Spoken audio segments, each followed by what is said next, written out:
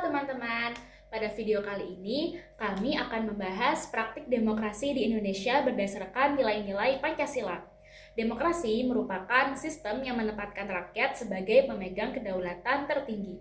Namun, demokrasi yang dianut di Indonesia memiliki karakteristik yang berbeda dengan negara lain. Karena Indonesia berlandaskan pada Pancasila dan juga Undang-Undang Dasar Negara Republik Indonesia tahun 1945. Oleh karena itu, sebelum membahas terkait berbagai fenomena yang sedang terjadi, kita perlu memahami terlebih dahulu hakikat demokrasi Pancasila. Menurut Miriam Burdiarjo, dalam dasar-dasar ilmu politik, demokrasi adalah sistem pemerintahan di mana rakyat memiliki peran dalam menentukan jalannya pemerintahan, baik secara langsung maupun melalui wakil-wakil yang dipilih secara demokratis. Namun, demokrasi Indonesia tidak hanya menitik beratkan pada prinsip kedaulatan rakyat, melainkan juga harus dijalankan sesuai dengan nilai-nilai Pancasila.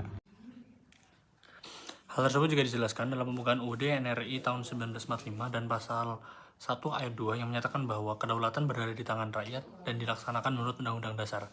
Artinya, kekuasaan memang berasal dari rakyat, tetapi pelaksanaannya tetap dibatasi oleh konstitusi dan hukum sehingga demokrasi tidak berubah menjadi kebebasan yang tanpa batas.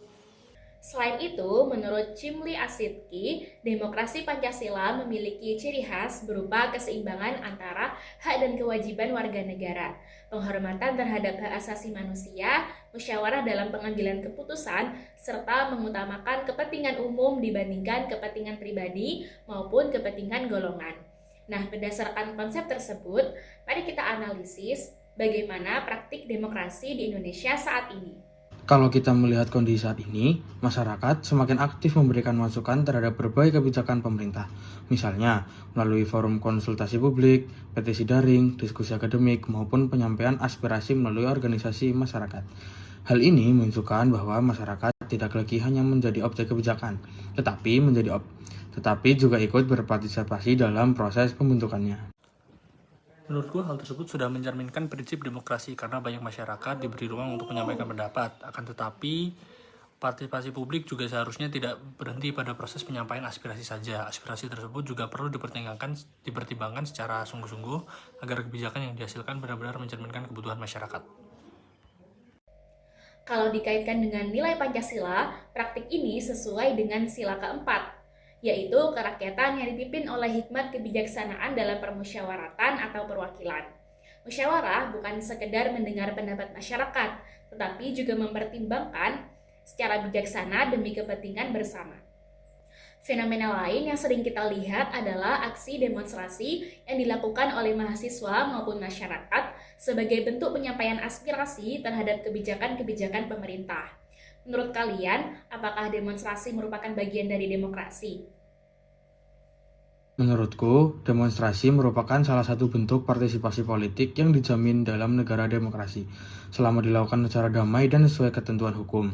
Demonstrasi menjadi sarana bagi masyarakat untuk menyampaikan kritik maupun masukan kepada pemerintah.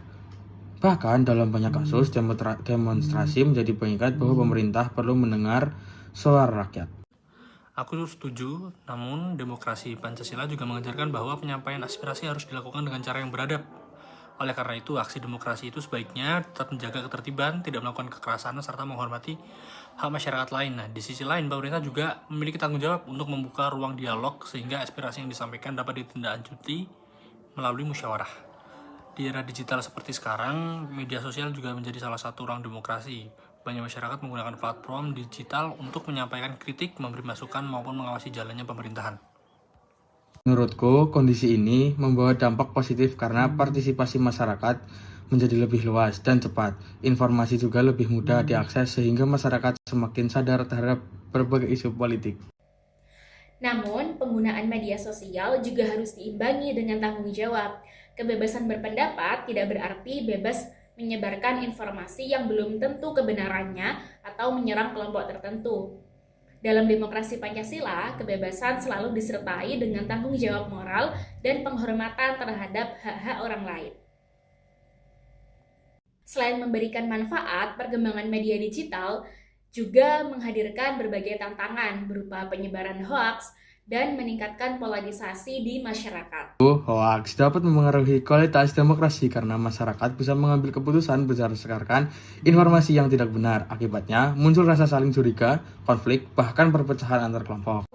Jika dikaitkan dengan nilai Pancasila, kondisi tersebut jelas bertentangan dengan sila ketiga, yaitu Persatuan Indonesia. Oleh karena itu, masyarakat perlu selalu meningkatkan literasi digital, melakukan verifikasi informasi sebelum membagikannya, serta membangun budaya diskusi yang sehat agar demokrasi tetap berjalan dengan baik. Oke, berdasarkan dari hasil analisis yang kita lakukan, dapat disimpulkan bahwa praktik demokrasi di Indonesia pada dasarnya telah memberikan ruang bagi masyarakat untuk berpartisipasi melalui pembentukan kebijakan, penyampaian aspirasi, maupun pemanfaatan media digital. Yang sesuai dengan Pancasila tidak hanya diukur dari adanya kebebasan, tetapi dari sejauh mana kebebasan tersebut dijalankan secara bertanggung jawab, mengutamakan musyawarah, menghormati hukum, dan menjaga persatuan bangsa. Dengan demikian, tantangan seperti rendahnya kualitas partisipasi publik, hoaks, dan polarisasi perlu diatasi bersama agar pelaksanaan demokrasi Pancasila benar-benar mencerminkan nilai-nilai yang terkandung dalam Pancasila dan UUD NRI tahun 1945.